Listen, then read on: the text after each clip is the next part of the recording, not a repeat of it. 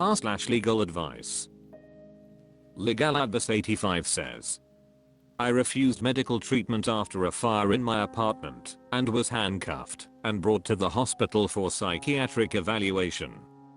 As the title says, I had a fire in my apartment and refused to go to the hospital because I had nowhere to put my dog and I didn't have health insurance at the time. The cop and I argued back and forth about my need to go because of smoke inhalation for probably 20 minutes before I called him baldy and thats when it went from smoke inhalation to psychiatric evaluation. I was released by the hospital about an hour after getting there. My breathing wasn't checked and I was refused water for the first 45 minutes. The only thing the hospital did was clear me psychiatrically. I was just happy I don't catch charges or get diagnosed with something I didn't have, so I just cut my losses and moved into my new place. It's 2 months later and I just received a bill from the hospital. It was $3,000 plus adjusted down to $670 for that visit. I called the hospital and they're willing to lower the price and create a payment plan, but I honestly don't wanna pay a single penny for medical care that I refused and that was requested by another party. I'm willing to do anything, but it seems like my options are limited. Any advice would be extremely helpful. I'm in Upstate. Dinsepinipal says, if you refused medical treatment, how did they get your information? Legaladvice 85 says, the cops searched the place and found my wallet. Name was also on the lease. Dinsepinipal says, the cops gave your information from your wallet to the hospital? Half in boxes says, there is a lot of missing information here. What did the ambulance crew tell you was the reason for transporting you? Legaladvice 85 says, they didn't say much. The guy was a bit of a thing and refused to say anything other than can't have water because we're taking blood at the hospital. They never took my blood. Half in boxes says, if you were transported to the hospital against your will, then you were taken into custody under NIS MHL section 941 after posing a clear and imminent danger to yourself or others. You are responsible for any bills incurred. Just some Aguirre says, a lot of incorrect stuff in this thread. Yes, you owe the money. Yes, they can sue or send you to collections for the money. Why? Because this is currently the way the laws are set up in New York. It allows police officers to involuntarily commit people and they are responsible for the cost of their involuntary commitment.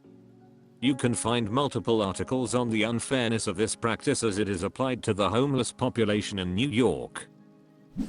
Legaladvice 85 says, the lady I talked to on the phone at the hospital said yeah, when it's really cold the cops involuntarily bring in all the homeless people too, and it just kinda shocked me.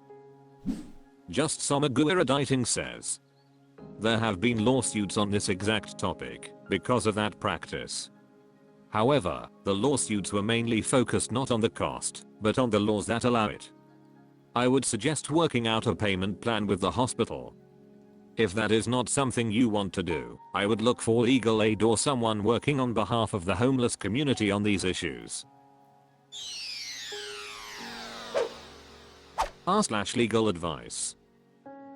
Denver 0524 says, roommate claiming I gave her a concussion/brain bleed.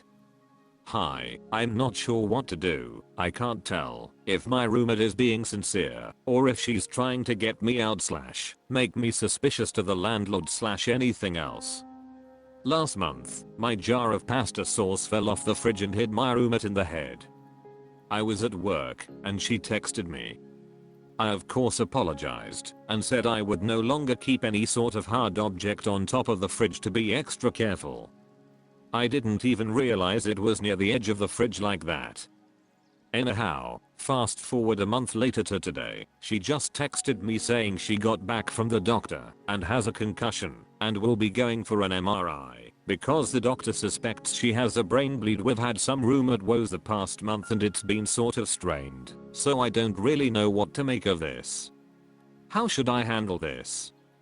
I just replied I'm so sorry she's experiencing pain and to keep me posted. Raw Fish and Joya says, damn, her injury really said 2 to 4 business weeks. Jokes aside, now you're a doctor, but I'm pretty sure that's not how concussions and brain bleeds work. Also pretty sure the latter is lethal and quick. Linuxmed819 says, you can have small brain bleeds, as long as it stops bleeding. Source, the spot of blood on my brain.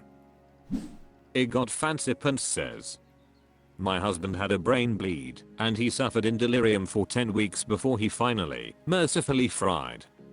But his symptoms became apparent after 2 days, not 4 weeks. Jounsai says, if she's had a brain bleed for that long she'd probably be dead. My sister passed away from a brain bleed 2 days after Christmas. There's very little that can be done for them depending on the location of the bleed.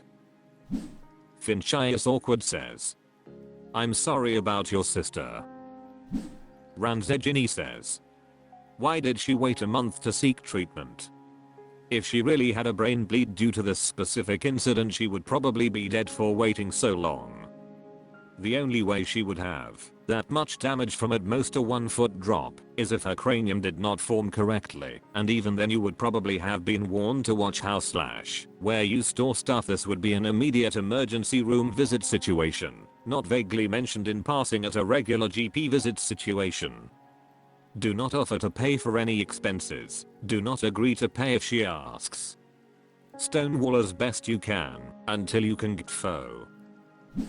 Particular Peanut 64 says, now stop apologizing or texting about the source incident. She may be trying to sue you for damages and medical bills. A lot of things may have caused her brain bleed after the source fall. So I recommend going to a free law clinic or even paying G for a consult and getting some advice. Proceed W/caution. In the US, PPL can sue for anything. Whether they win is another story. Flatulent Father says, venous brain bleeds can in fact last weeks/months and the clots can cause issues when they stop.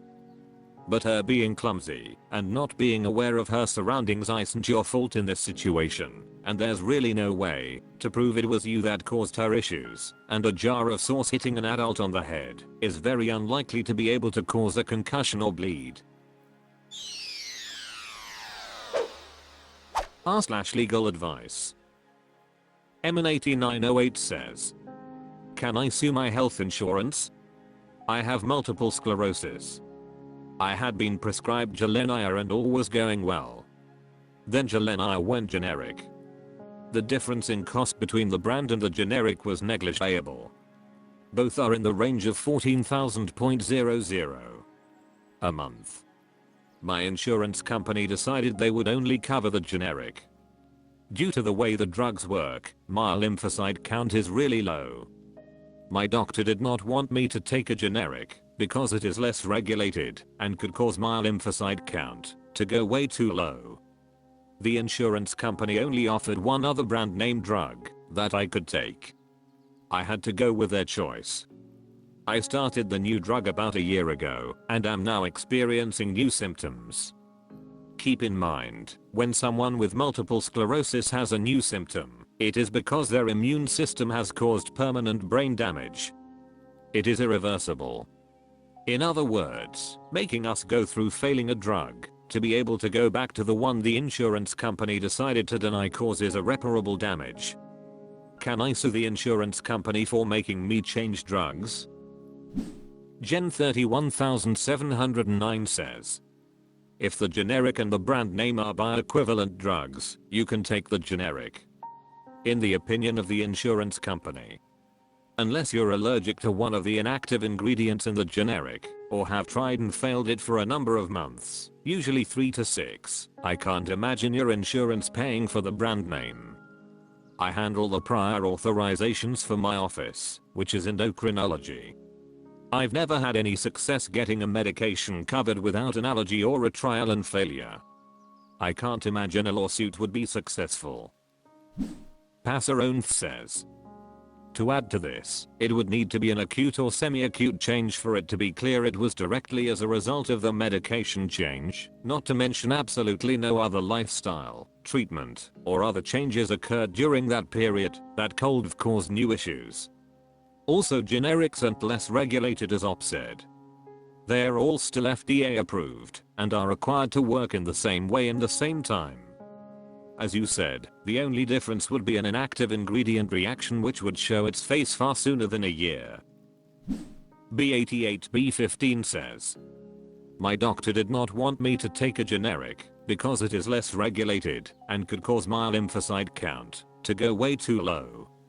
Now but a pharmacologist. There are thousands of people at the FDA verifying that generics are the same as branded meds. If you sue, your insurance company should be able to defend itself by cutting and pasting literally 2 graphs from the FDA review, which might be posted on their website. I started the new drug about a year ago and am now experiencing new symptoms.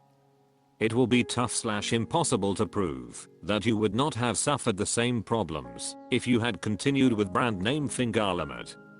Many patients progress despite continued therapy with the brand name drug. Chile says, the type of lawsuit you are talking about would be insurance bad faith.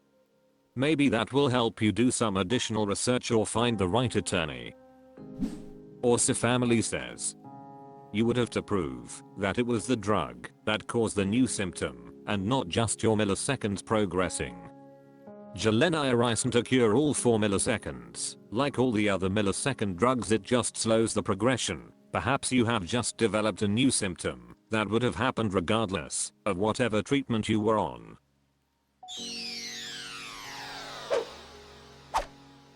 That's all for this video. Thank you for watching. Please subscribe.